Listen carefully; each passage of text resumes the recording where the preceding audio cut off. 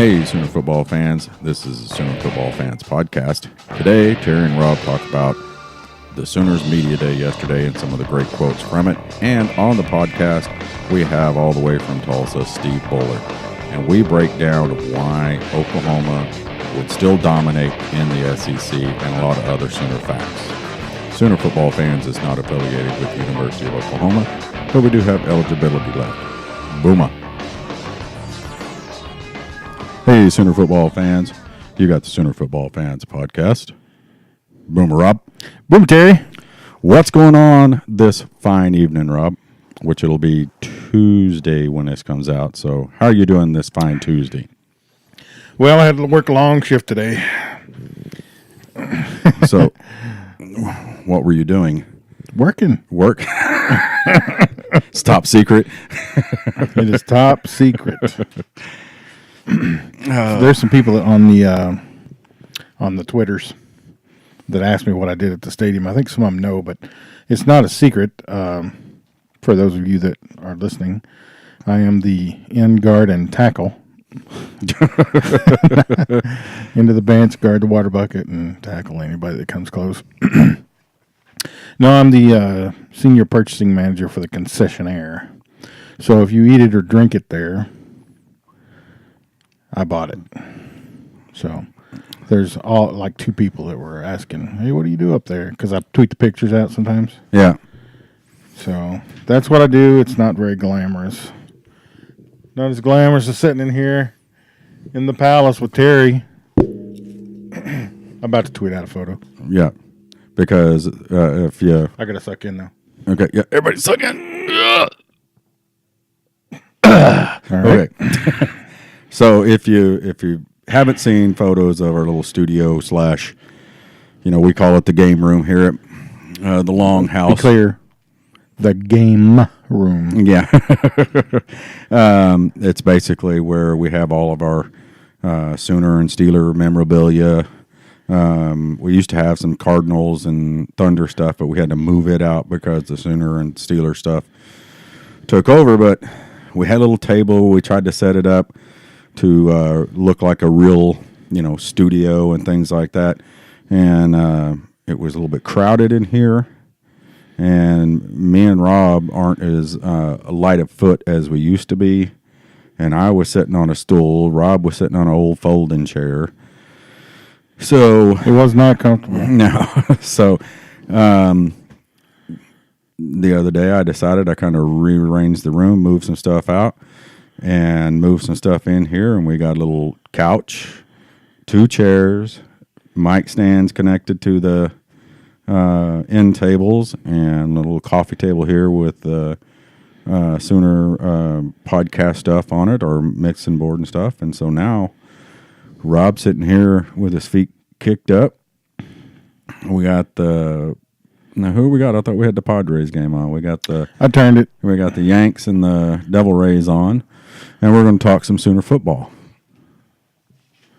As soon as Rob can figure out how to tweet. Yeah, I'm not a big fan of the whole... I do it every now and then, though. I'm going to retake that. Did we not look good? Well, I mean, we don't ever really look good. There's nothing really good looking about us.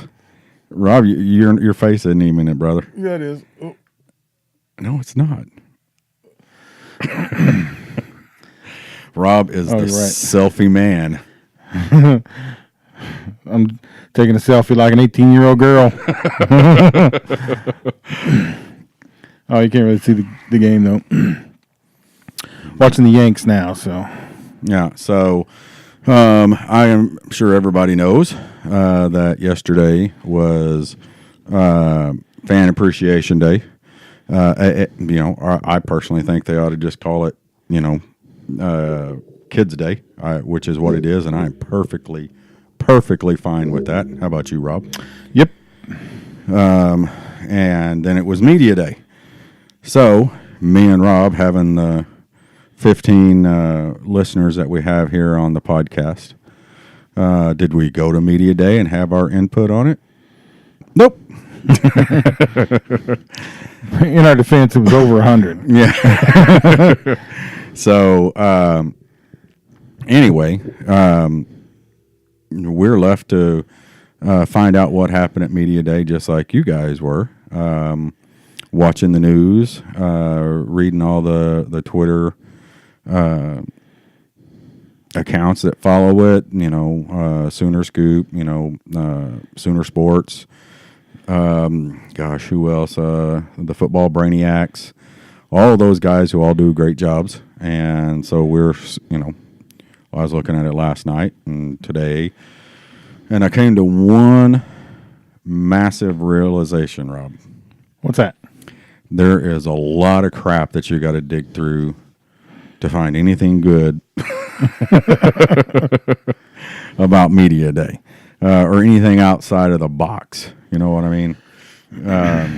Because, everybody talked about what Lincoln said and what so-and-so said and Mike said, and we're going to get into that because I think some of the stuff they both said was kind of interesting. If you're reading between the lines, I think it is. Yeah. And of course, Which we do. yeah, that's what we're supposed to do, is read between the lines and figure out what's going on.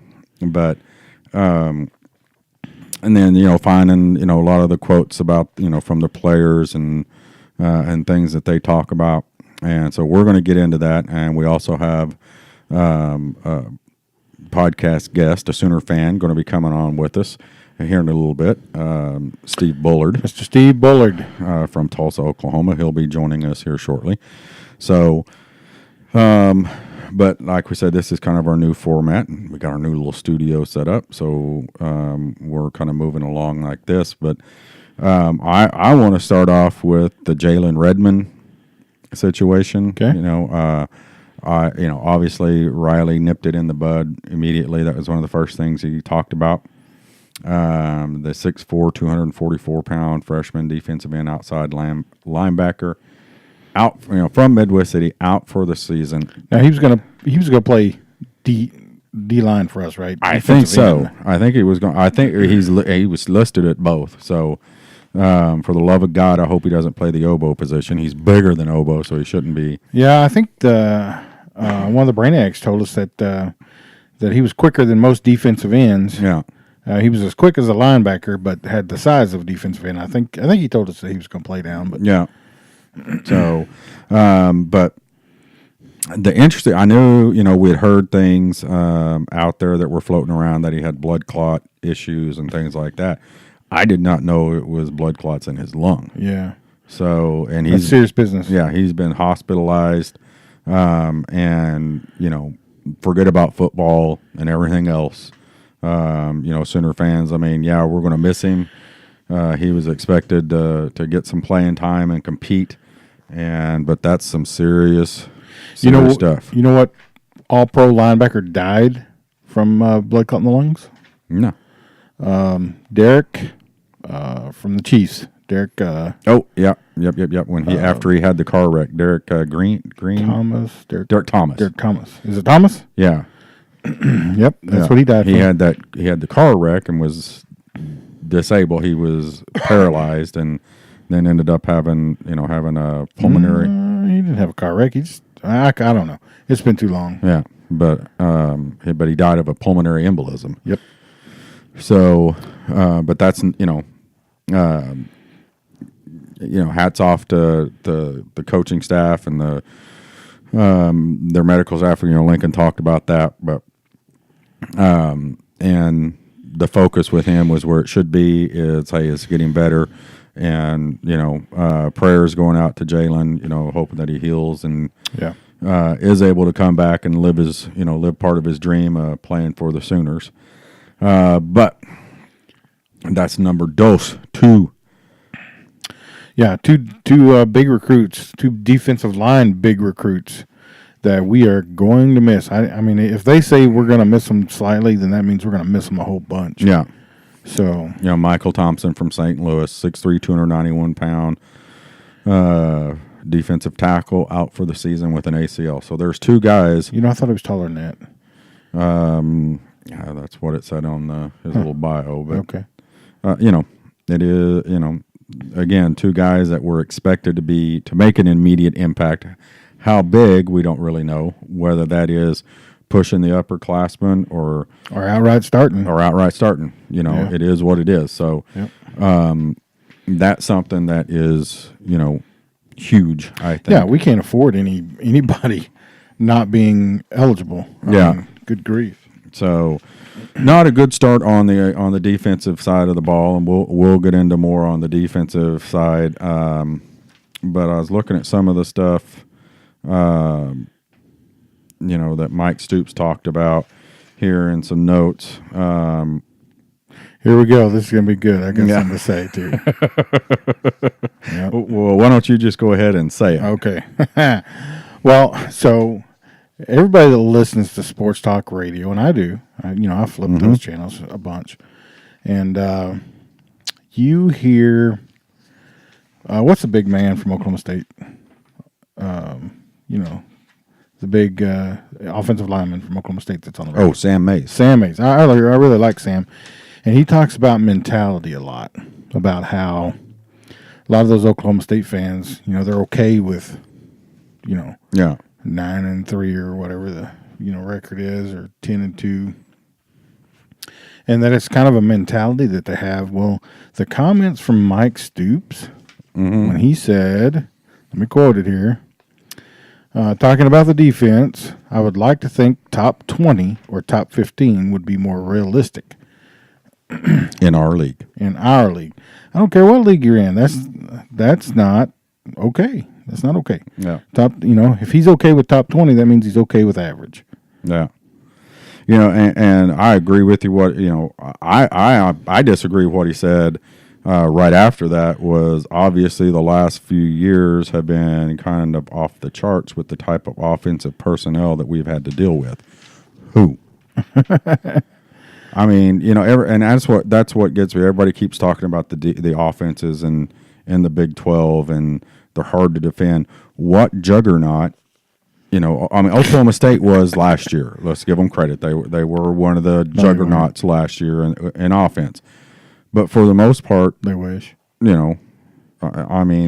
not like it's been Oklahoma, Baylor, Oklahoma State, and TCU. The last 5 years.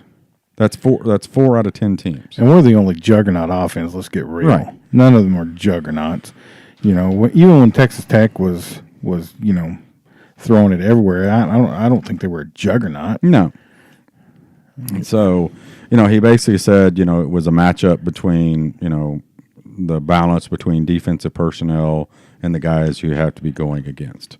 So bottom line, he just threw out there that the offenses were so good we didn't have the personnel to defend it. Whatever. And that's, I agree with you. I mean, he now obviously we talk about, we expect number one offense and number one defense. Well, of course we do. But he still kind of set the bar high, 15-20. Coming out of a season, he ended up 67th. Well, I guess you can say that he's looking for improvement there, from 67 down to, say, 20. But I don't know. I think if I'm him, I'm saying, listen, our aim is to have the number one defense in the nation and the number one offense in the nation, so that when game day is talking about us, they say, good luck stopping them, but even if you do, good luck moving the ball. Yeah, good luck scoring on them. Right. That's what I want them to say. Of course, I'm a fan. I can say that. If he wants to be realistic, I don't know. I guess probably the fans want realistic out of him, but yeah, no, and then he talked about Kenneth Mann as a leader on the defensive line.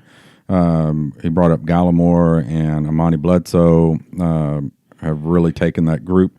This is the best continuity that we've had in this group, and that goes to stability and coaching. But throughout that whole thing, a lot of people are talking about leadership, and nobody's really kind of rising to the top in that conversation. Right. Have you noticed that? Yeah. They keep talking about who's going to be the leaders. Who's going to be the leaders. Even Rodney Anderson said, I just do what I have to do. Right. If they Whether need it's to step up and example, do this, I do that. yeah. So, and yeah, I mean, I think that's probably the essence of a leader, somebody that does what needs to be done. So hopefully, he's also the vocal leader. He's also the, whatever else they need. I'm sure that he's filling that role, but I think it sounds like we probably need people to step up. Right. Well, and he said, that you've got, Lincoln did. You got to lead in your own way. Real leading goes on behind the scenes when there's not cameras on. We got a lot of guys fully capable of that. The lessons that they could have taken from things that Baker Mayfield did in leadership regard, or Orlando Brown or Obo. So he's preaching leadership. That's all they're preaching this fall. Mm-hmm. That is it. Leadership and young, because I think they're going to be relying on a young, talented group of kids, that some of these kids are going to have to step up, and that's what he said. They're going to have to step up and take a leadership role. So you feel like I do that really hasn't happened? Not yet. They're still looking for that person to be that. I think they're looking on it at both sides of the ball, and I don't know where they're going to find it now. It seems like maybe CeeDee Lamb has some, Hollywood has some attributes. Kenneth Murray? Yeah. Anderson. He seems to be more kind of a quiet leader, I don't know. I don't know if, we just become accustomed to seeing the leader on the team the last 3 years be Baker Mayfield, and he's brass and buoyant. It doesn't have to be that, but it has to be somebody who's that way with the team. You know what I mean? And I don't know where that is. Well, so another thing that I read into some of that stuff is they are all working hard. Oh, yeah. I heard, several of them say that. Of course, I know that to some extent they say that. Right. We're all working hard. But I think in this situation it's true, because there's true competition all over the field, really. Yeah. I mean, so nothing breeds hard work like real competition. Right. Exactly. So I think that's probably true. They are probably all just really working hard.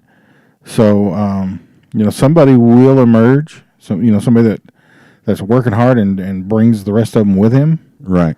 So hopefully it works out for us. Well, and even, Mike said that about the defense when they talked to him about Caleb Kelly moving to the will linebacker spot. Say competition is another area that you have to excel anywhere at this level. If you don't, complacency sets in, and I think you saw a little of that in our defense over the last couple of years. Direct quote from Mike Stoops. Basically, did he say smoother than that, or was no? I just want to point out that he said. Basically, I mean, I'm reading between the lines, which is, that's what we're paid to do because we don't make any money doing this. But I'm like, hold up. He basically says we didn't have a high level of competition out there. So the guys who were at a high level became complacent, didn't play at a high level because there was no competition to push them. Yeah. So that falls back on recruiting, coaching, whatever. But, I mean, he just threw it out on the table. Same way that I think Lincoln did, at the Big 12 when he said, Big 12 media days, when he said, I think this is could be the most talented team that I've had here, and which is saying a lot. That's a lot, man. That's a mouthful. So he just threw his whole team out there on the table, and Mike just threw his whole defense out on the table going, we haven't had competition here. The elite guys have become complacent because there's nobody pushing them, i.e., like what we talked about a couple of, last month with Jason from the Brainiacs. He said if you watch that third quarter and the second half defense, there was a lot of loafing. Not loafing, didn't say loafing. It said lack of effort. Oh, yeah. Lack of effort comes in when, one, you're getting dominated, and two, you're complacent. And I think that's a little bit of both. So a very interesting few comments that we're going to start off with today. So, but with that being said, right now we're going to get to today's podcast guest.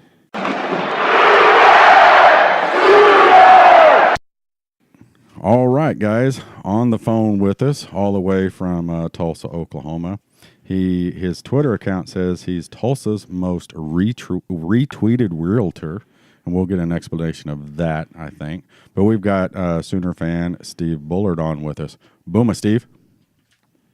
Booma. So how are we doing today? Doing great. How are you guys? Fantastic. Now, do you I opened it up with your little motto on your Twitter account, Tulsa's most retweeted realtor. That's hard to say. Yeah. I typed it into my bio. I've never actually said it out loud, so it doesn't work very well. So I was just wondering, do you have stats to back that up, or is it just a claim? No, but I figured Blinken could come on and maybe do some research. Don't challenge Blinken. He can find out stats and things that nobody else, cares to even try to find out about. What I base that on is I follow several realtors here in town, and they all tweet about real estate, and they just don't get much action on that. And if I tweet something negative about Texas, it goes crazy. So I think I've got it locked in. It's not helping my brand any, but I think I've got that one sewn up. Well, I'm no marketing genius or anything, but maybe you ought to start on all of your tweets. Just end it with hashtag I'm a realtor, hashtag call me. Just on everything you do. All right, I'll try that. Just you never know. It might work. You might start getting folks from Texas wanting to move to Oklahoma and go about. But you're a realtor. Tell us a little about Steve. What goes on in the daily life of Steve? Well, most people that know me think I just tweet all day. But yeah, I mean, it's kind of a busy day for me generally, but it's not necessarily a real organized, well planned out day, because you never know what's going to happen with houses. And then my wife and I also founded a nonprofit at the girls' home in Ghana, West Africa, called the Pearl House. And so that's really why I went into real estate to begin with, is to kind of have that flexibility to run a nonprofit and without having the hindrances of a 9 to 5. Well, really the hindrances of a box is really what that comes down to, right? And paid time off and stuff. So we run a girls' home in Ghana, and then sell houses as much as I can. So call me, hashtag. Yeah, I'm a realtor. I'm a realtor. There you go. Hey, if you start selling houses because of that, okay, I mean, there's some type of finder's fee commission, something that I should, manager's fee or something that, if it works, I don't know. We'll have to work something out. So, but right before I'll buy you a subscription to ESPN the magazine. No, I already got that, man. Oh, you got that. Yeah, ask Rob. Well, I was going to buy you one because Rob keeps stealing yours. Yeah, I haven't really got to look at it. I told him it was here, and the first day he came over, when it was here, it was like it was up from where I'd set it at. So he was very happy that it arrived. But honestly, I think the most number one, the best pictures of her weren't in the magazine, right, Rob? Right. They showed the spread. It was on ESPN, I think. Yeah. But the thing that was most upsetting to guys my age and my physique and Rob's age and Rob's physique was Greg Norman. Yeah. Have you seen any of the pictures of him? No. Oh my God! I don't want to. The dude is like ripped. He looks like me when I was never. Really? Yeah, he is 70 years old, and I mean he's muscled up. It's impressive. I'm not gonna. But that's Wow. from the lie. shoulders up, he's muscled. I don't know about any shoulders down. Didn't really pay much attention. Don't but, lie, Terry. but Greg Norman was like, good God, man, this guy's 70 years old. Not that there's anything wrong with that. No, not that there's anything wrong with it, but it was just it was kind of like that. Is kind of like I've talked about it before. The Baker Mayfield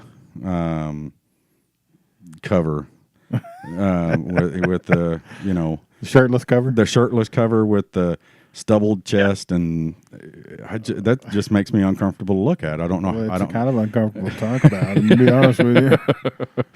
So I don't understand. I guess that's what's wrong with me in my old. I don't understand these things nowadays in my old age. It just doesn't make any sense. But Well, I hope you didn't bring me on to have me explain it. yeah. Oh Lord, no. So I got this. This raises a quick question, and I know this is a little bit of a rabbit trail, but he doesn't have a problem with say if Danica Patrick or somebody like that came on, Well, no, took that picture. no. But I mean, You don't need anybody to explain that to you. No, right? I don't need any. I just don't want to pick up my Sports Illustrated with my former quarterback.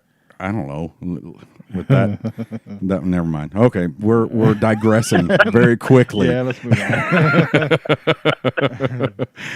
But anyway, right before Rob and I went on vacation, well, we went on separate vacations. So I went with my wife out to California to see my son and his family.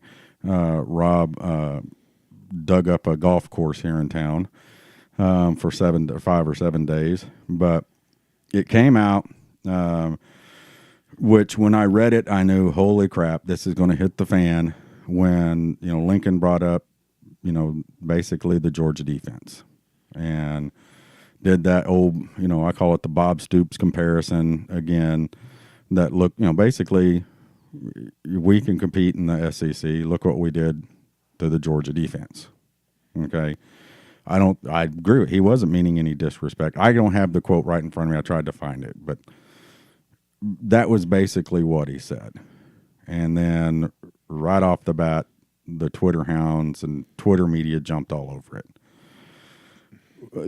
And even he came out and said, what was it? I think it was ESPN is the one who said, that basically Lincoln, dogged the Dogs defense. And he was like, no, there was no disrespect to you. You're misunderstanding, you're taking out of context what I said.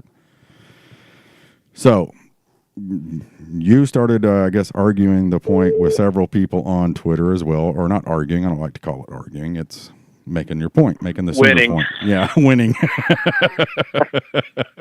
Exactly. You started winning on Twitter.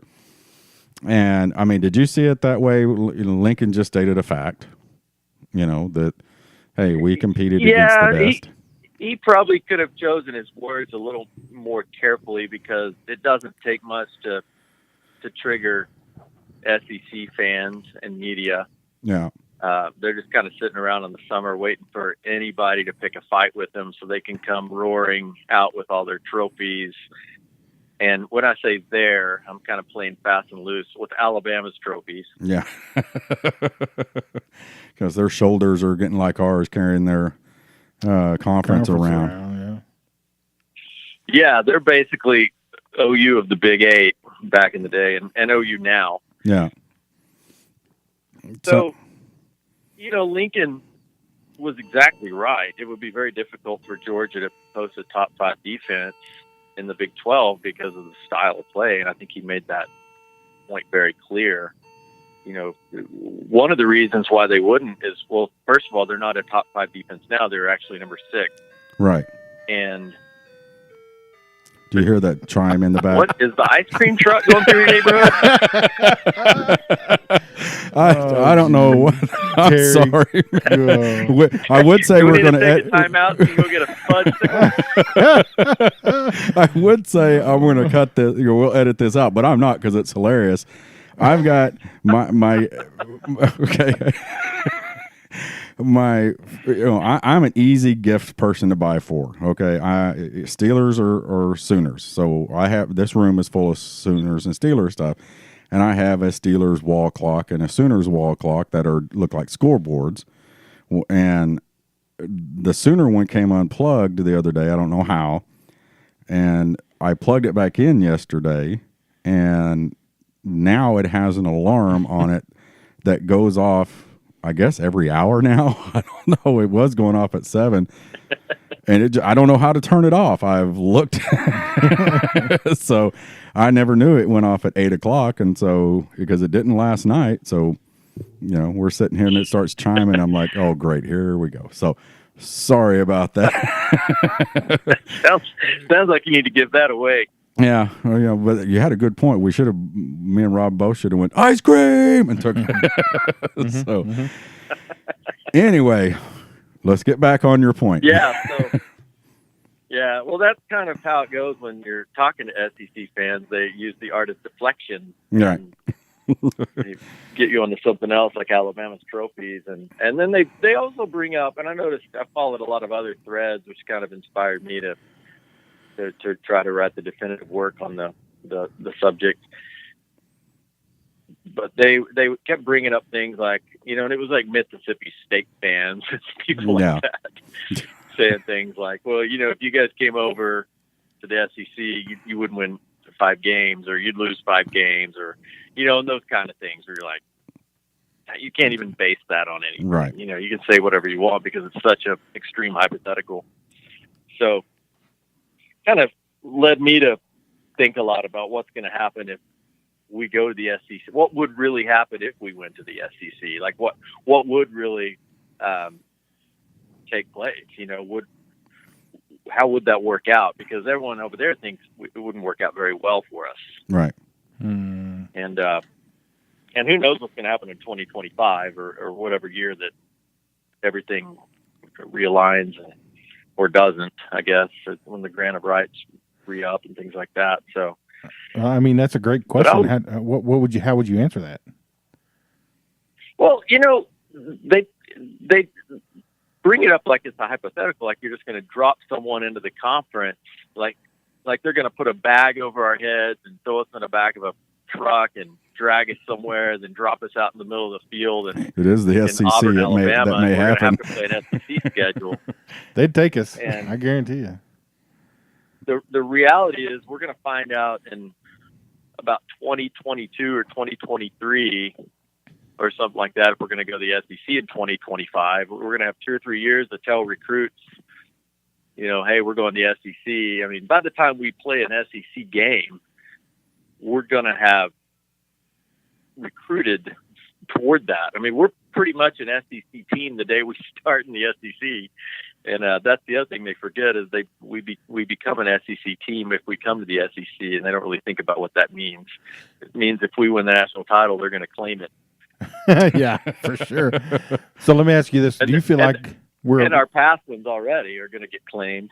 And but we'll be built like them. We'll have plenty of time to. We don't have the D-line depth right now that we probably would need in the SEC, but we would have it or be well on the way to having it by the time we ever played an SEC game. So they kind of forget, like, we're not going to be a Big 12 team just dropped into the SEC. It's just not going to work that way. Well, I feel like we're a brand of Oklahoma with SEC sewn on their shirts, and we're going to destroy all of them. Right. We're a dominant team as it is. I mean, we are. I mean, I don't have to be a Sooner fan to say that. We've been in the playoffs 2 out of 4 years. That constitutes a pretty dominant team. And if you give us SEC talent, which currently we may now, but mostly we don't have that type of talent. You give us that talent, and we're going to dominate the SEC. Well, but see, and because I want to say this though. I mean, I always fall back on this. Texas A&M and Missouri went to the SEC. Mm-hmm. Okay, the first year they were there, Missouri was in the SEC championship game, and I believe A&M was as well. They may not have reached it, or they were competing for it. But now that they've been in the SEC, they're not as good a teams as what they were when they were in the Big 12. The SEC has actually made them decline. Now, whether or not that's bad judgment on the school or the coaching or whatever, but it has absolutely been a flop for those two schools to go to the SEC. Yeah. I mean, you know what I mean? Those two schools were in the discussion in the Big 12, and not because they were, the Big 12 was bad, but those teams now aren't very good, especially Missouri. So it ticks me off every time I hear SEC go, you couldn't compete with us. You couldn't compete with us. Well, we had two teams go, and they did compete with you, but now your great conference hasn't done anything for them. They're just a mediocre, they're the middle to bottom ring of the SEC. Well, they're just going to become who their tradition says they are in their conference. I mean, they've been in there 7 years now.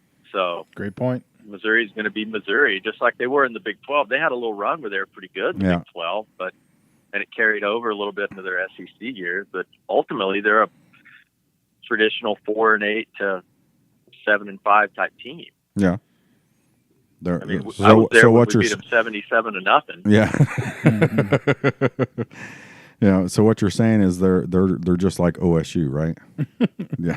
Sorry, I had to throw that in. Pretty much. Yeah. I mean, everyone has little spurts, but you're going to regress to who you are over the last 75 years, pretty much in long term. So, they got in the SEC and they became a middle of the pack or toward the bottom of the pack SEC team, just like they would have been in the Big 12, just like they would have been if they had dropped to the Conference USA. Eventually, you're just going to be who you are in that conference, right? Or be who you've always been in that conference.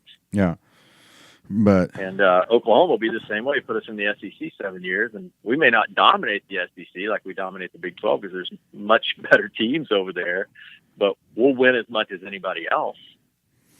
Well, and the one thing that I have said all along, and is, look at our record the last 5, 6, 7 years against SEC teams. Okay.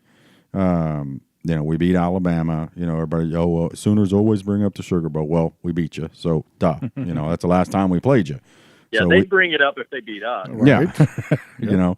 The 2 games with Tennessee, and then the big one to me was the Auburn game, because we just flat out dominated them, both sides of the ball, which is why. And my point in all that is Alabama and Auburn particularly had no idea how to stop us, and that was even before Lincoln was there. Some of the games. And that's when Saban came out wanting the rule, to slow down the offenses. There should be at least 10 seconds and all that other crud that he wanted done. But I didn't think there was a snowball's chance that Georgia was going to beat us. I just didn't think they could stop our offense, and I was half right. They couldn't, except for one quarter. Yeah. And I'm not sure that was as much them as it was us stopping ourselves. Yeah. But a little bit of both. Yeah, honestly, I was surprised that the defense did as poorly as they did in the second half. I mean, because we had control of that game. So there's nothing that the SEC has done to Oklahoma, and I'm not looking at any of the other teams in the Big 12. I'm just going head to head with Oklahoma. There's nothing that they've done that has surprised me, made me think, oh, well, they're that much better than us. You could drop us. They could pick up the phone right now and call Oklahoma and say, you're in the SEC this year, and I think we're competing for the SEC title and may even win. Yeah, because we're about as good as anyone in the conference. I mean, it's Alabama, Georgia, and us are neck and neck. Yeah, I would agree with that. So, yeah, but and I don't understand. I don't understand the SEC mentality of Oklahoma fans wouldn't fit into the SEC mentality because we're not Big 12 rooters. Well, that's a compliment, Terry. I know. That definitely is a compliment. I mean, I don't necessarily. I don't ever root for Oklahoma State. Okay, it just doesn't happen. I don't root for Texas. Now, I don't root for Baylor, but TCU, yeah, they win. They're at the top of the conference, yeah, up in there. It's good to see Big 12, but I could care less if we go out, win the national championship, win our conference, win the national championship, or win a New Year's Day bowl. If all the rest of the teams in the Big 12 lost, I wouldn't care. I mean, yeah, I'm not going to stand around and hold up a Big 12 sign at the end of the, TCU, Western Kentucky bowl game. Yeah, but we did have that question. Big 12 just isn't a very good chance. It just doesn't have the right number of syllables. Right. Well, we asked the question maybe 2 weeks ago. What would you prefer, a real strong conference that we play in every year, or would you prefer to just stomp everybody in the conference every year? So that's a great question, and one I've debated with other people. I think if I had my preference, we've already proven that we can go to the playoffs in a pretty crappy conference. Mm-hmm. Yeah. And so why would we want to slog through a difficult conference and maybe make the playoffs? Well, if we can, I would go to the Mountain West if we could just beat Nevada and get to the playoffs every year. As long as we make that playoff, right? But isn't that the goal? And now what we're trying to do now the thing is, if we did go to the SEC, and I know I've talked about it like it's a done deal or like I want it to happen. I really don't care.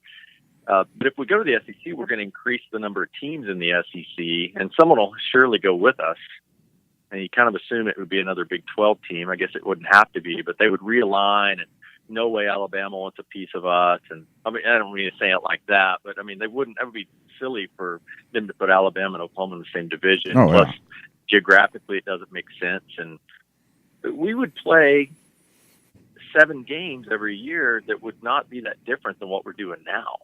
yeah, We would play Texas A&M, Missouri, Arkansas, the 2 Mississippi schools, and then LSU, and then whoever went with, say OSU went with us just for kicks and giggles.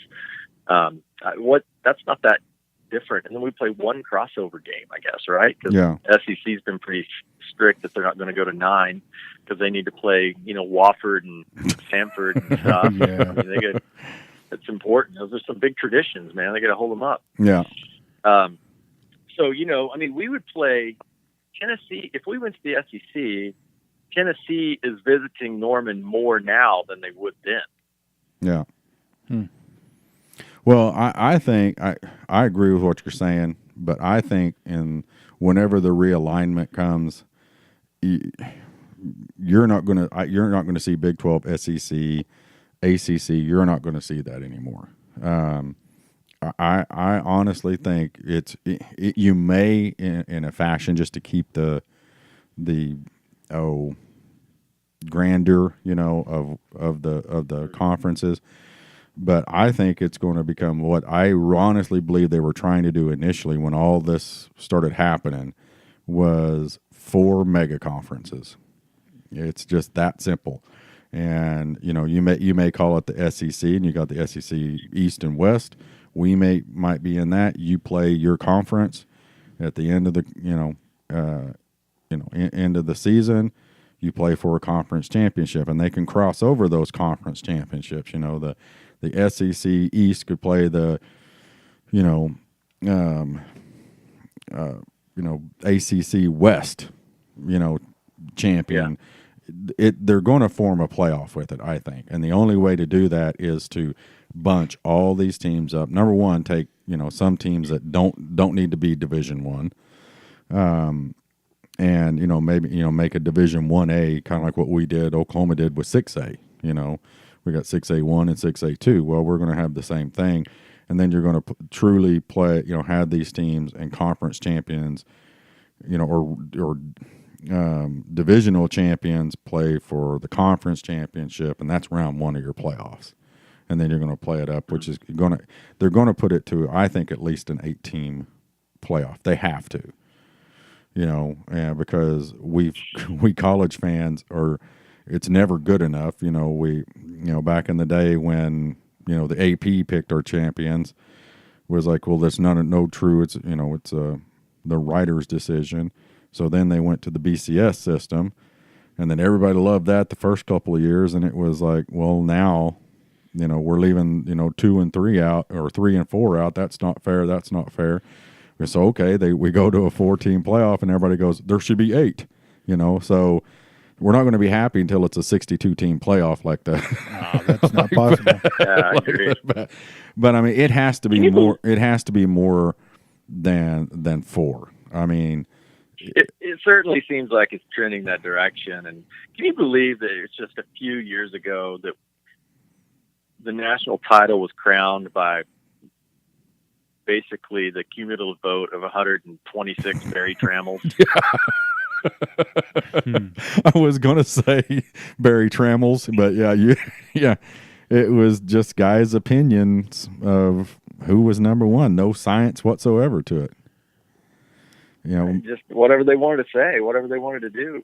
Yeah. I think this playoff system has clearly gone very well. Everyone really likes it, and I think the country is craving more.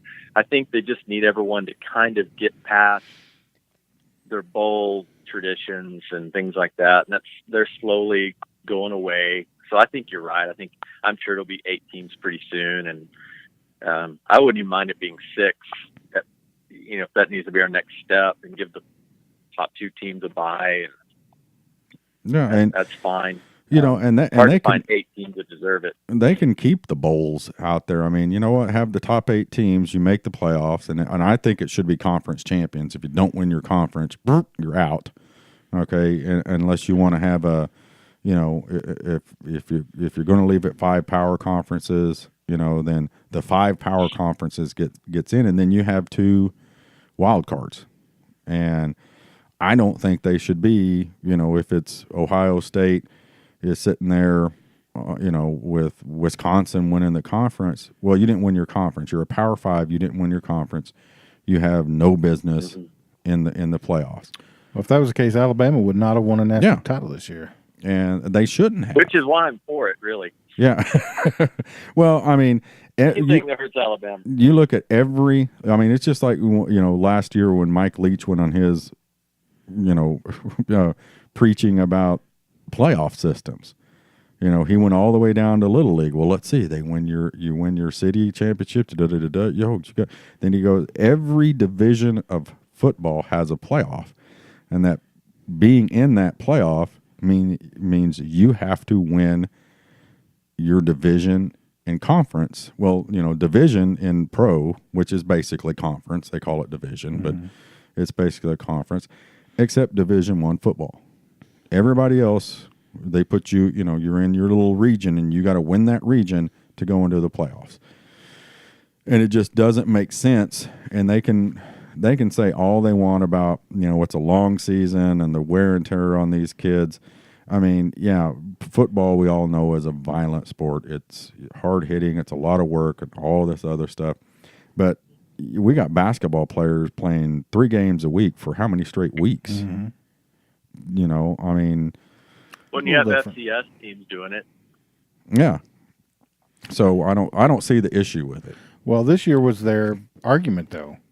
If you do conference champs only, then the best team may not win the title. No, then the best team should have won their conference. Well, and I'm that's not true. Arguing one way or the other. I'm just saying that's their argument against it. And it's.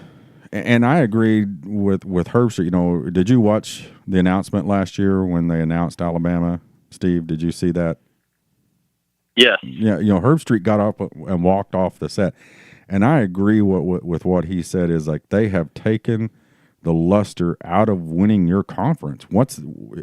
You used to win the conference and it meant something. Well, no one else can lose that late and still make it. Yeah, no one else except Alabama. Mm-hmm. And they've taken that. What difference does it make if we're, if we lose 2 games this year, which we're not, we're going to go undefeated and we're going to kick everybody's tail. But if we lose 2 games and win the Big 12, so what? if you win your conference, it doesn't matter how many games you win or lose. You should be in a playoff. You know, and if you lose two games, and one of those is your conference championship game, or you go undefeated and you lose your conference championship game, you're out of the playoffs. I don't know about that, man. I don't know. Well, just take a team from, just say the SEC, both sides. They both go undefeated until the SEC championship game where they finally play each other. One barely beats the other one. You would not take them over, an Oklahoma that lost to Oklahoma State and to West Virginia and barely squeaked by in the Big 12 championship. You win your conference. Steve, what are your thoughts? Well, or me and Rob will start arguing and forget you're there. Because if you go back a while back to the BCS bowl tie-in things, when everybody who won their conference got kind of the automatic berth, we got sent to the Fiesta Bowl a couple of times and play. Of course, the Big East was a power, whatever. What was it called back then? It was I guess you're just called BCS conferences. Yeah, and BCS Big East conference. Was one.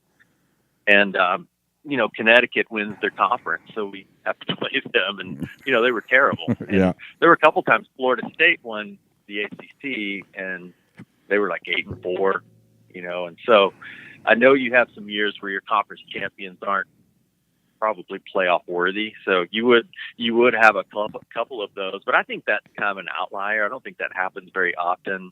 I really would like to see the 5 conference champions get in and throw in one wild card and at least start there. And then as things naturally progress, you'd probably end up adding a couple more wild cards in, 2 or 4 years later, but have 6 play at 3 and 5 play at 4. And then, Christmas Eve or Christmas Day or whatever date you pick out. And then on New Year's Day, you're kind of where we are now, or you can push it back further and play on the 1st, the 8th, and the 15th or something like that. But that's the easy part, is figuring that out. But I think, if you're the 3 seed and you get a home game, a bonus home game on December 26th or something like that. Yeah.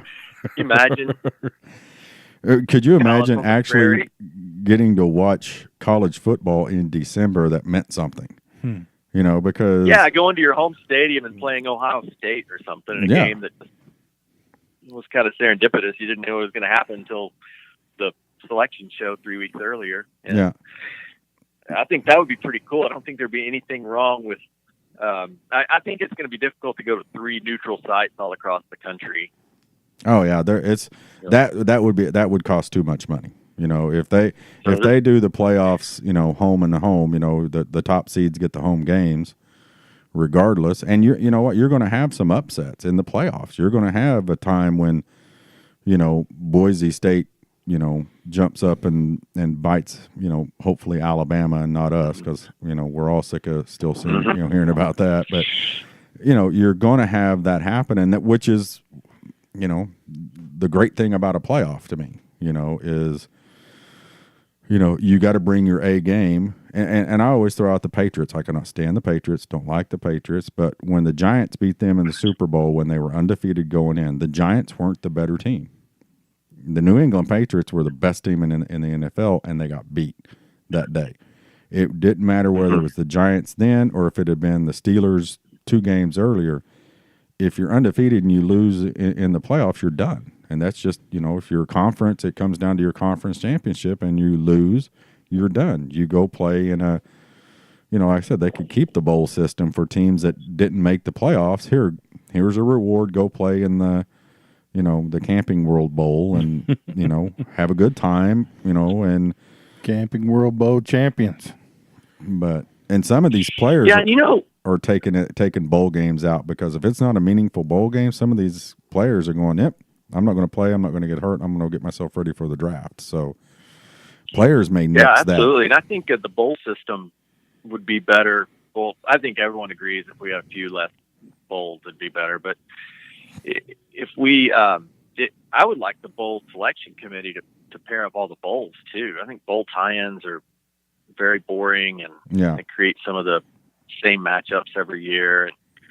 I think it should be a lottery. They should literally stand there with or like bingo with a big giant bingo ball pin, Really? in there, and just let the balls pong roll. balls come Yeah, out. just when it rolls out, we got Arkansas, playing Stanford, and we got Western Kentucky playing Southern Louisiana. I mean, just let it just fall. You talking outside of the New Year's Six? Yeah, outside of the New Year's Six, Yeah, no, not all of them. Would be so great. Yeah. We would be all cheering for Texas or Oklahoma State to get sent to Boise. Yeah.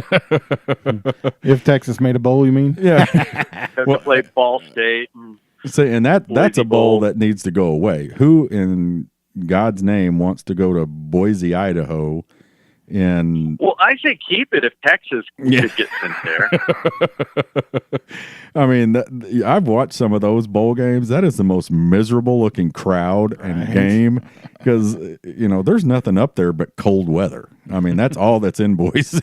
So it's just, when you get off the plane, you're like, what are we going to go do? They take them to eat French fries, and that's about it at the. I get some potatoes up there. Is that what you're saying? So, but let's get off of the SEC and all this for a little bit, and let's talk a little. Who started that?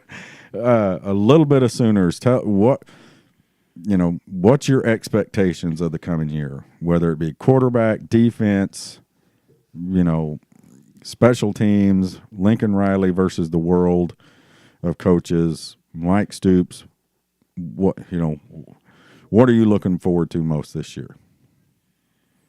Well, I'm looking forward to seeing some of the new blood we have coming in. I think everybody's excited to see Kyler Murray take over the team. And as much as Lincoln Riley trying to keep us understanding he doesn't have the job yet, which is fine. I wouldn't expect him to say anything different. I think we're all excited to see Kyler and what he can do. I think we're all excited to see the defense this year. I don't think any of us are expecting too much, but I think last year we were just a couple of playmakers away. We needed one more player at every level. I felt like we just were a lineman short and a linebacker short and a defensive back short. And I felt like it would have really settled the defense down a lot. And linebackers really just needed kind of their own experience to come into play. And I think Kenneth Murray will be a different player this year. And I think Bookie is going to change the defensive backfield a lot. I think if we have one guy back there who's a big time playmaker like a Roy Williams, I think everybody else will settle down into their role. And defensive line just has to be average. I'll just take average. And I just take them tackling somebody. Yeah.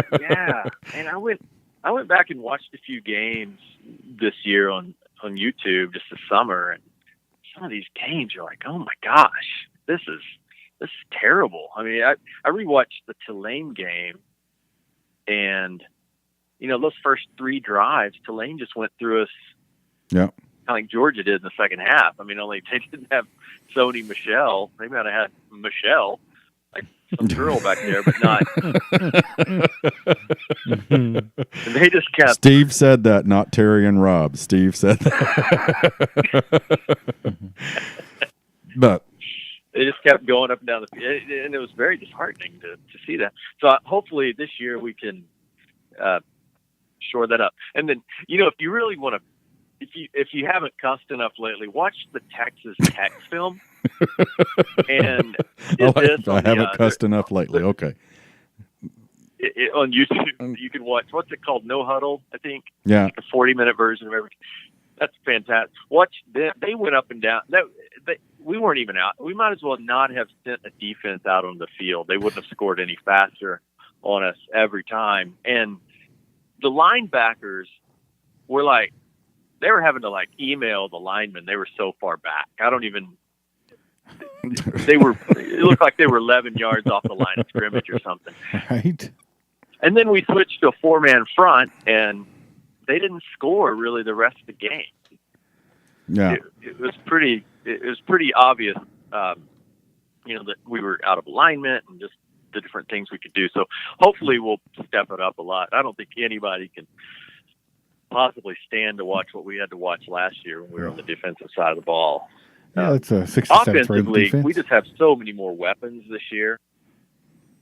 I know we lose Baker and we lost some other guys, but man, defense or wide receiver depth is incredible. I'm excited to watch those guys, and I think even if Kendall or Tanner Schaefer or who's the holder that's like our ninth string quarterback, throw him out there, McGinnis, throw him out there. I think that you can get some passes complete to those guys. Yeah. Well, and we know what our running backs can do. So I think we'll be great. One of the best things we can do for our defense is just not score so fast. Last year, we scored so let them get set down, right? Which that's the real reason Georgia wouldn't have a top 5 defense in the Big 12, because they would score so fast they'd have to play defense twice as much. They're going to give up twice the yards. I mean, part of the reason why we gave up so many yards. It didn't help that we also sucked, but they're also out there a lot. Well, now that combination. What did you think about what Mike Stoops said on when they talked to him about Caleb Kelly moving to the will linebacker? He brought up competition, okay, and that you have Bolton? With Bolton? No, he just brought up competition in general. He said it's a deep field. Oh. He said, competition is another area that you have to excel anywhere at this level. If you don't, complacency sets in, and I think you saw a little bit of that in our defense over the last couple of years. Basically, what he just said was our defensive, we haven't had that much talent. Our elites have stood out, had nobody push them, so they became complacent. I mean, that's, me and Rob said earlier, our job is to read between the lines as fans. But to me, that's what he said. He's like, hey, the reason why our defense has suffered is we haven't had the competition. So the guys that are out there starting have become complacent because nobody's pushing them. I think he needs some competition as defensive coordinator.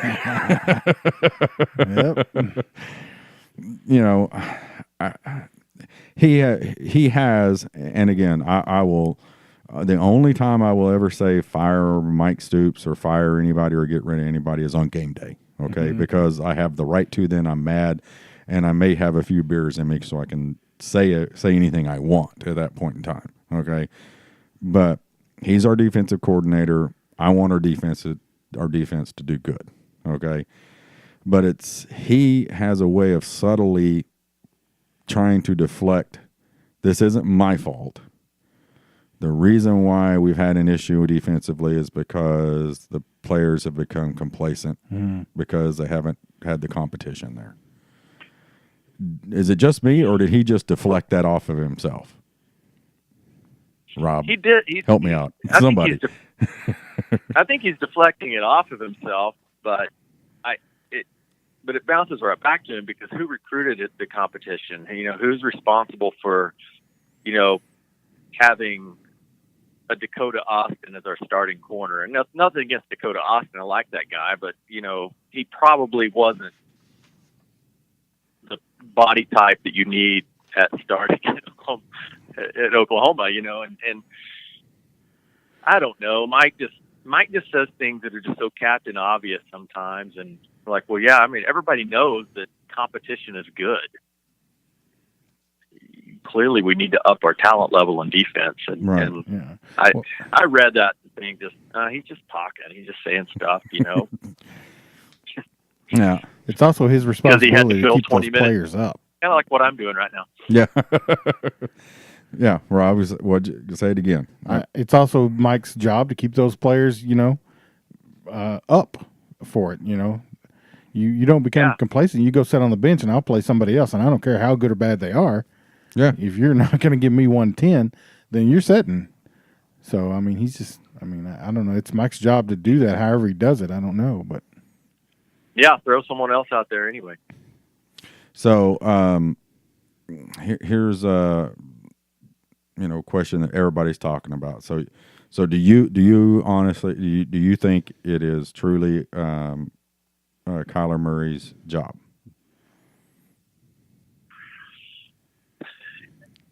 I actually think Lincoln is telling the truth. It's an open competition, because that goes along with what Mike's saying. If competition is good. Yeah. I mean, if Lincoln hands Kyler the job and there's nothing he can do to lose it, then why don't he just go shag 100 fly balls and go to the batting cage every day? Right. What does he need to worry about? So I think Kendall's really good. I think there will be some good competition, and I think that that's good for the team. It's good for everybody for them to slug it out in the fall practice and see who's the best. But I think we all know Kyler's going to win the job. I think honestly, I don't think it matters who wins the job. I think us as Sooner fans, I know at least me, we're more excited to see what Lincoln is going to do with Kyler at quarterback. Some option, this and this. If Kendall's the quarterback, I think you're going to see a lot. I mean, he surprised me in the spring game because he was more mobile than I thought he was. No, he's not Kyler, But, very few are. Yeah, but it surprised me, really how athletic he was. He's a big guy, and he was able to move.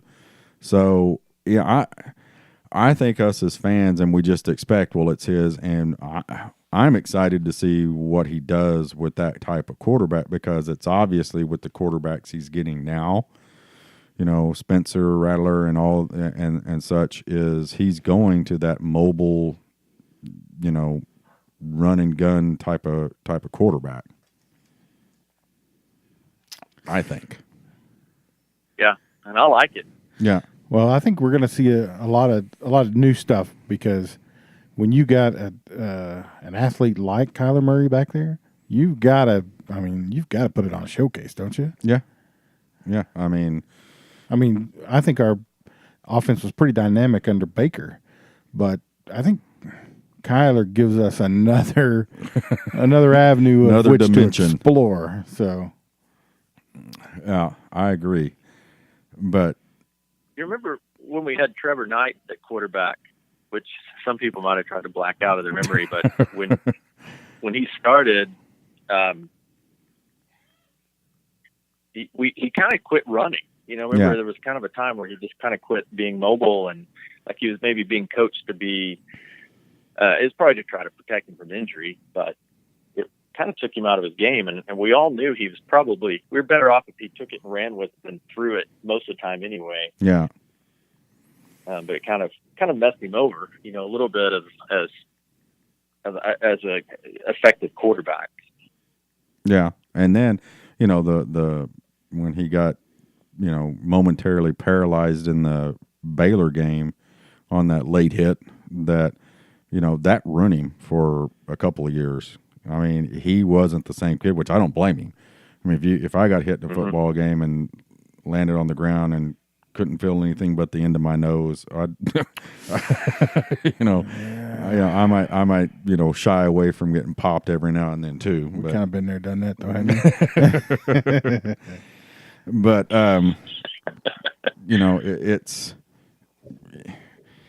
it's going to be interesting. I think it's his. I'm not going to say it's his to lose. I'm going to say it's Kyler's to win. I think everything is set up for him to win it. But and I think, at least me, and I think all of us as Sooner fans are the same way. We just want to see the dynamics of him being out there and what type of offense it's going to be. So. But and I want to end. I want to kind of end on that, because the best quote that I liked, on the media day yesterday, was from Marquise Brown, Hollywood, on what the offense would look like this year, and this is what gets me excited about our offense and about this season. When your players say things like this. We're going to be better than we were last year. If we run the triple option, we'll run it the best. Whatever we do, we are going to be the best at it. That's the type of confidence and the stuff that you're hearing coming out of this team, especially the offensive side of the ball. That's what I like to see from my team. It doesn't matter. They have the mentality right now, and I honestly believe this by looking at other stuff that guys have said. It could be Kyler, it could be Kendall, it could be me out there playing quarterback. The rest of the guys Well, let's not around go there. that far. Yeah. Hey, I can throw a ball over that mountain out behind my house, Rico. He was a center. Yeah, I was a center. Yeah, he's a center. But you know what I mean? I mean, the talent that's there, these guys believe in themselves and the people around them, that I honestly think that talented receiving core, the running backs, the offensive line doesn't, they want the best guy back there, but they believe in themselves. The receivers are going, I don't care who you put up back there. If he puts it in arm reach of me, I'm going to catch it. And vice. And I think that trickles down from the head coach. It starts there. Yeah.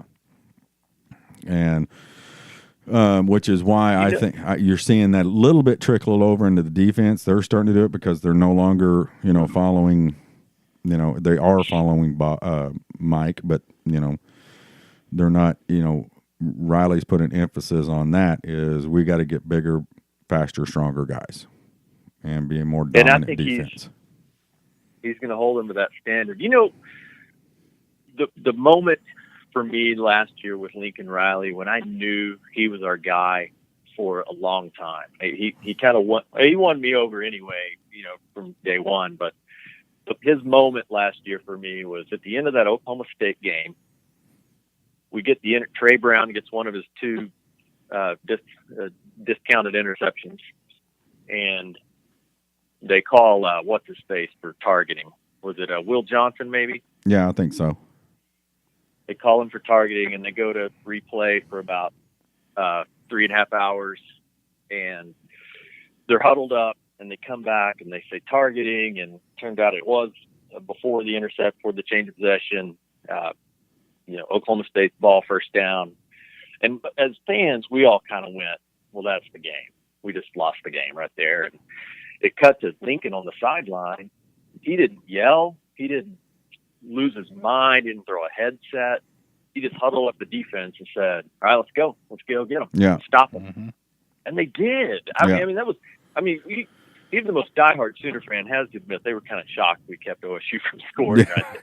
Yeah, and I agree with you what he did, because he watched the replay on there. He knew, I remember even the announcers were like, he had gathered up the defense before that, and he just told them, and I think he even said it after the game, was I knew it was, they were going to get the ball. I knew it was the, quote, right call, or, and he was prepared then. He was like, before they even announced it, we were going to prepare to go out there, and it's time to go stop them. And if only we could have done that in the Rose Bowl. So if only. But you know what? It's going to come this year, next year, the year after. One of these next 2 or 3 seasons, he's going to win it all. Yeah.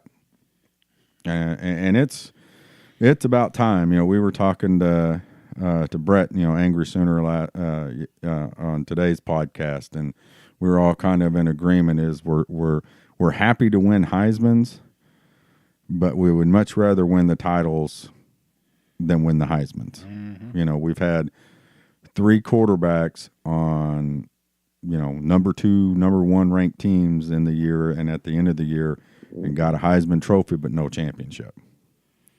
It's time to turn that around. Yeah. You know what I mean? And not to pull a Blinken here, but we won it in 50, 55, 56, 74, then 75 and 85 and 2000. The largest gap there is 18 years, 56 to 74. And it's 18, so it's time, baby. And another one here's, Barry Switzer won the national championship in his second year. Bob Stoops won the national championship in his second year. We're sitting here with Riley's second year. So 18 years and second year coach. So from your podcast to God's ears. Please, Lord, let it happen.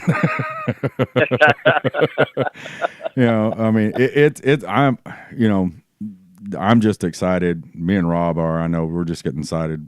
This is my time of year. That when it starts Yeah, the teams are getting ready to start reporting, and back in our day, we were lining up for 2-a-days, getting ready to start. For us kids when we were kids, this is the time of year from now until the Super Bowl. I am the happiest person around on the weekends as long as the Sooners win. So, as long as we win, yeah, as long as we win. But hey, it's football season, so.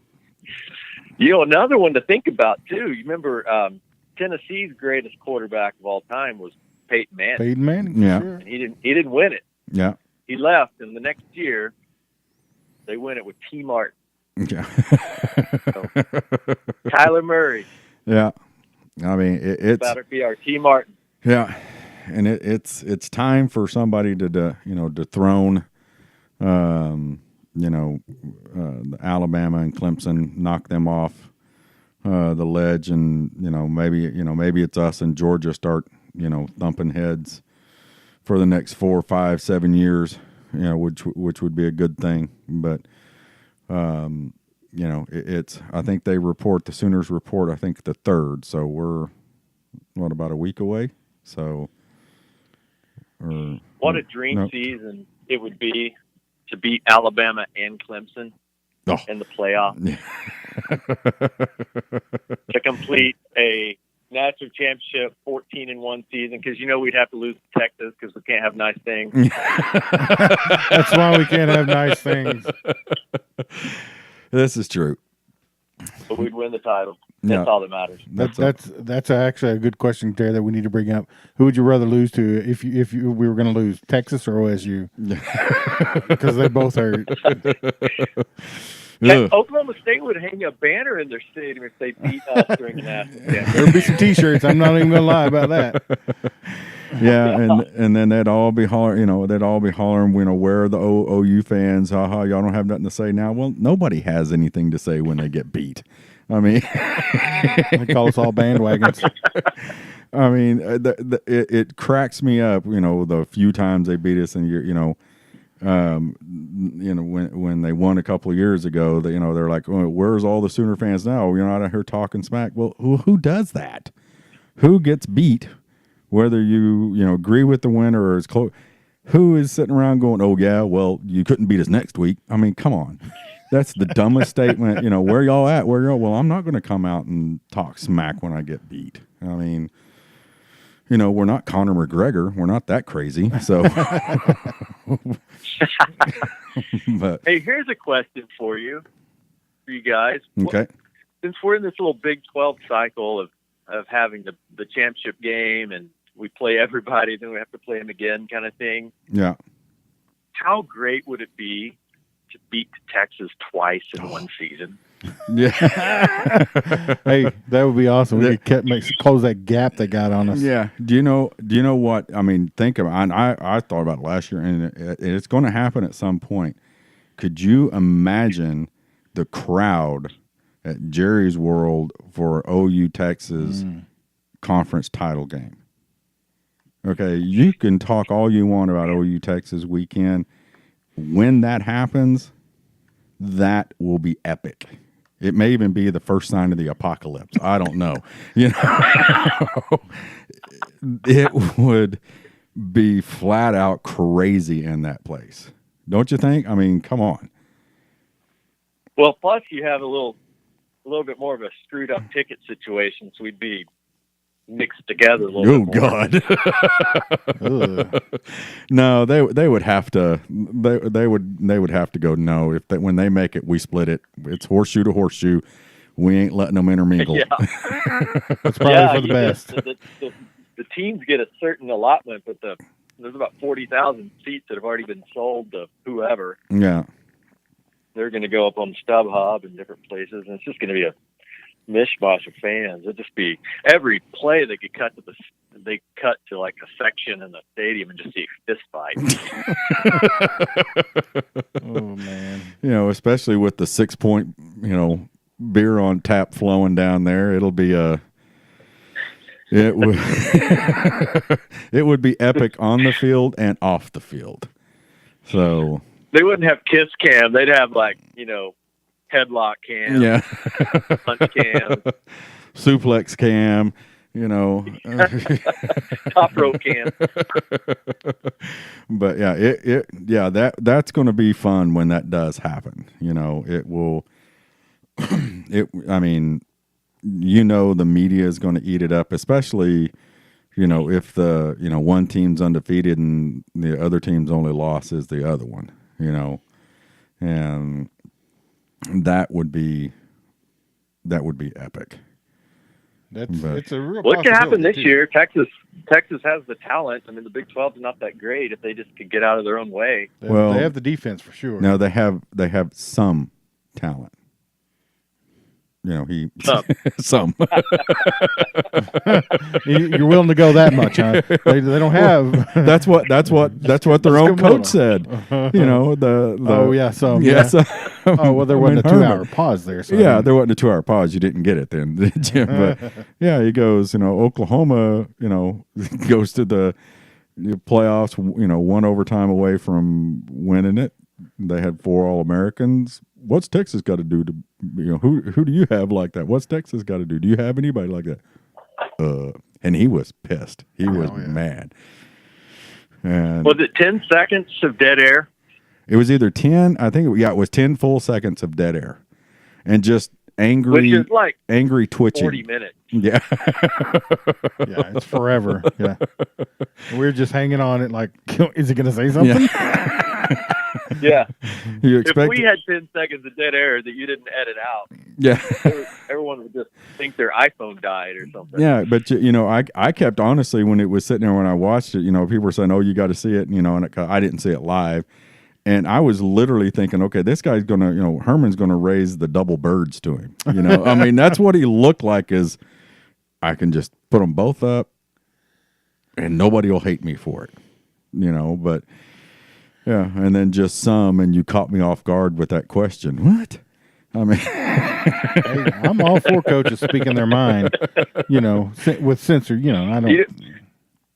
It reminded me of, I found an old article from like the 60s of my old, where I grew up. I'm from Allen, down there by McAllister by you. Yeah. And, Allen. I know where that's at. Yeah, so I found it was an old article, the early 60s, and the football preview, and it asked how the Coach Isaacs was his name, Raymond Isaacs. It asked Coach Isaacs how he thought the team would be that year, as in the little, Ada paper preview, I think, and he said, with the players we got, I just don't see how we're going to win a football game this year. Well, there you go. I mean, yeah, it's like, just say it. Yeah. Felt like that's what Herman was. I think he was really just glaring down that reporter, but it came off like he was saying that he didn't see how they could possibly win with that team. Yeah. Yeah. But yeah, it was, and, I just went blank. Tyler Palmatier, the beat writer and editor of Norman. Yeah, you had him on. Yeah, transcript. He was telling us that it was uncomfortable. He said because you could see, being there, you could tell he was mad, and it was uncomfortable. I mean, it was like, no kisses for you. Yeah. So, yeah, but. Yeah, it went, but yeah, it's. I don't know, I mean, I think Herman, he's a jerk, obviously, but he. I kind of like him. I don't. Yeah, he beat Oklahoma with a Houston team. So, why you always bring up losses? Well, I'm just stating a fact, Rob. But Well, stop it. Yeah. Thank you. Thank you. Just no place for facts. Yeah, no play. But I mean. This is a Homer podcast. That's absolutely right. So he's got something there, and people have said, well, no, he beat Bob. Well, okay, he beat Oklahoma, and when everybody thought Oklahoma was going to put Houston in their place, and show them what big boy football was, and we pull a let them return a field goal for a touchdown. That should only happen to Alabama, not us. Yeah. So the list of teams we would have lost to that day is pretty long. Yeah, probably. Well, I'm all for us never playing in a kickoff classic ever again. We just don't do well. Well, I think Joe C agrees with you because we sure haven't lined any more up. Yeah, I mean, the BYU fiasco. We just don't. Something happens. It's just put us on our home field the first game of the season, and we'll roll with it. So every team should open up with just a pathetic opening game and get it out. I wish they would just let you do a scrimmage that didn't count.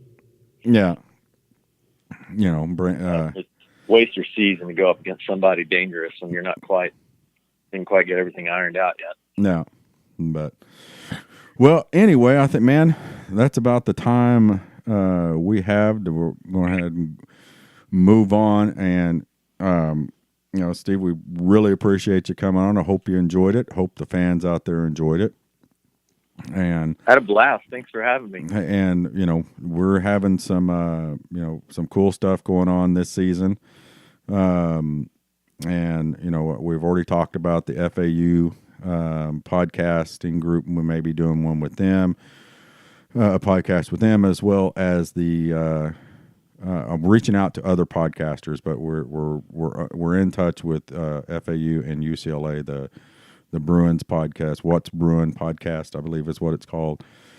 And this weekend, along with the Champ U barbecue, we're having our own Champ U fan feast where we've invited some of the guests that have been on the podcast. Some of them are traveling into Norman. They're coming to the house. We're going to have a big cookout, drink some adult beverages maybe, and do some podcasts with those folks to kind of kick off the season next week. So you'll be hearing all the fans can hear all that stuff next week. But we got Blinken Riley coming up here, Sooner Lisa, Tattoo Baker, Cody Holzhammer, Tara Portillo, Trelinda Kerr, Jim Dillingham, and Claude Mills, all coming up here to the house to cook out and do some podcasts with us. And some of them are traveling a pretty good little distance. You know, I just kind of threw it out there as, hey, if you're interested, and they were all like, yep, we'll be there. And I was like, well, cool.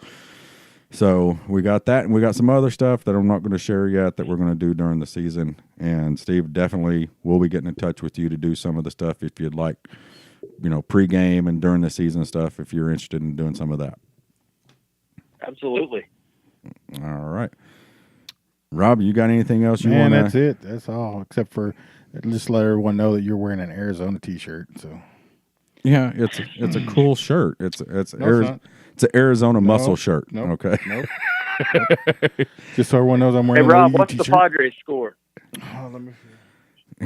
Yeah, I'm telling you, he hasn't been watching. I'm flipping back and forth between the Kansas City and the Yankees game. 3-2. 3-2. Okay. Are they still winning? Yeah, but we don't have a closer. We traded him, so I don't know who's pitching. Sounds like the Rangers. Hey, we got a good player. Let's trade him off. Yeah, but say here, hey, I tried to, have something else to go to, during the podcast with you. And, hey, I said, he's a Padres fan. Watch the Padres game. He put it on there and goes, I don't like the Padres. So, yeah. I tried, so. Well, Rob, nobody likes the Padres but me. But anyway, again, everybody, thanks for listening. Steve, thanks for coming on. And that's the podcast for today. So, Boomer Rob. Boomer Terry. And Boomer Steve. Boomer Rob, Boomer Terry. Thanks for listening to the Sooner Football Fans Podcast. If you want to be on the podcast and talk Sooner football with us, go to www.soonerfootballfans.com.